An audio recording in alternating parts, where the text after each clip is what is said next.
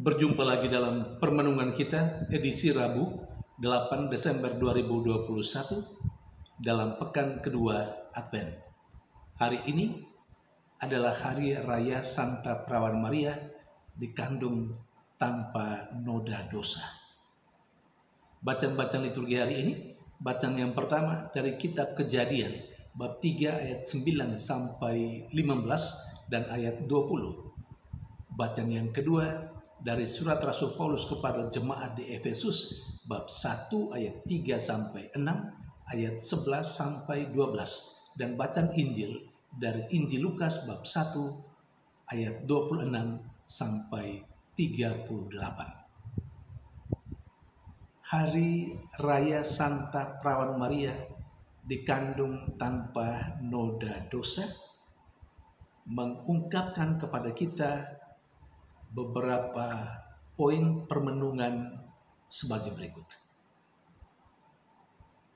Yang pertama, sejarah keselamatan manusia terjadi justru karena Allah lah pengambil inisiatif pertama. Artinya, Allah yang memulai merencanakan keselamatan untuk manusia. Allah menyiapkan apa yang perlu untuk keselamatan umat manusia itu. Allah lah inisiator pertama kalau berbicara tentang sejarah keselamatan umat manusia.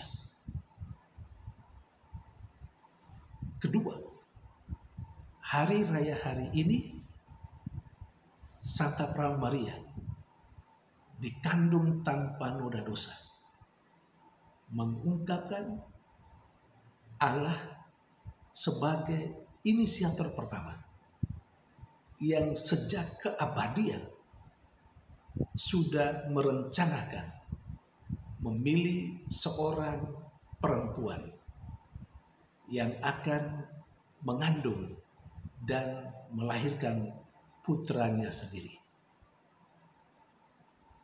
Kodrat manusiawi dari putranya itu, mau tidak mau,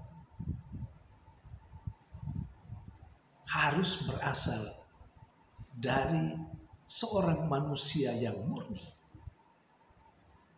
Karena itu, sejak keabadian, Allah telah menentukan Maria sejak ia dikandung oleh ibunya.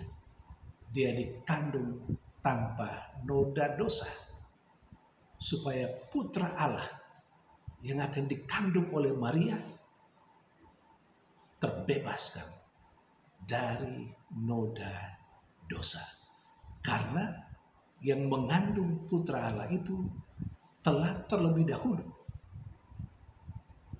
dibebaskan dari dosa asal. Dalam hal ini, Marialah manusia pertama. Marialah orang pertama yang sudah mengalami buah keselamatan atau penebusan yang dikerjakan oleh Putra Allah, yakni dalam diri Yesus Kristus, sebelum semua yang lain mendapat kasih karunia dari Allah setelah Yesus Kristus Putra Allah yang diutus ke dunia melaksanakan karya keselamatan itu melalui sengsara, wafat, dan kebangkitannya. Bagi Maria, buah penebusan yang dia alami atau penebusan yang dia alami disebut dengan preservative redemption.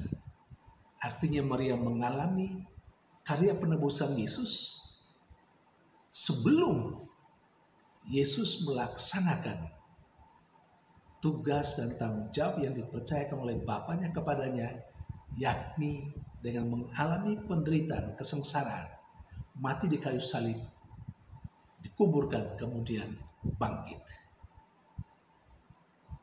Itu persis seperti yang dikatakan di dalam bacaan yang kedua hari ini. Sekali lagi saya garis bawahi, Maria telah mengalami penebusan yang dikerjakan Allah dalam diri Yesus Kristus jauh sebelum Yesus menderita sengsara, wafat, dan bangkit. Dan karya penebusan yang dialami oleh Maria, bahwa dia mendapat kasih karunia, terbebaskan dari dosa asal ketika ia dikandung oleh orang tuanya, oleh ibundanya, maka Maria dalam hal ini telah mengalami karya keselamatan yang disebut dengan preservative redemption. Poin yang ketiga,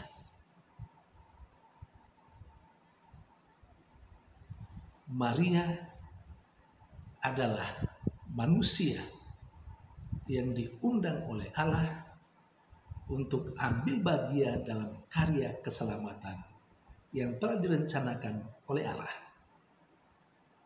Itu dengan sangat jelas disampaikan kepada kita melalui bacaan Injil hari ini.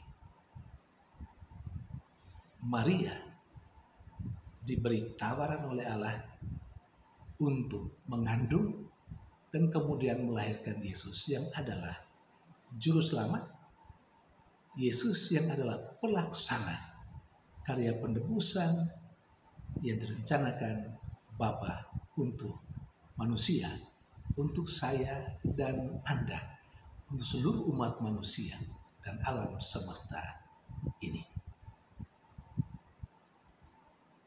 Poin yang berikut,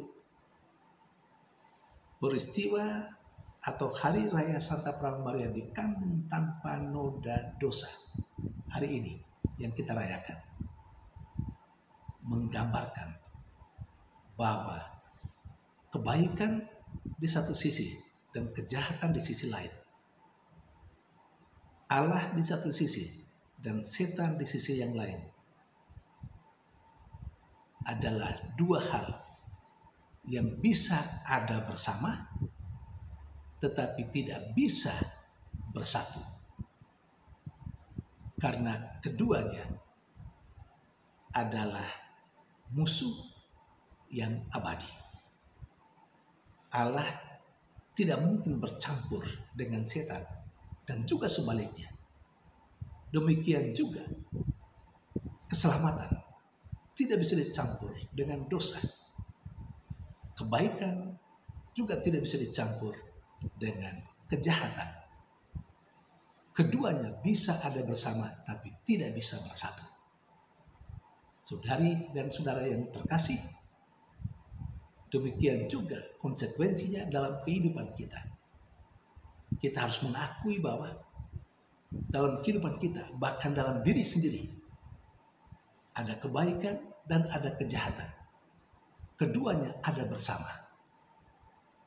Tetapi keduanya berbeda satu sama lain dan bahkan boleh dikatakan bertolak belakang.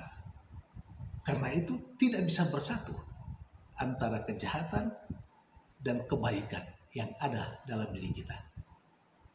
Namun sayang, terkadang kita mencampuri dalam kehidupan kita, dalam diri kita, yang baik dan yang jahat.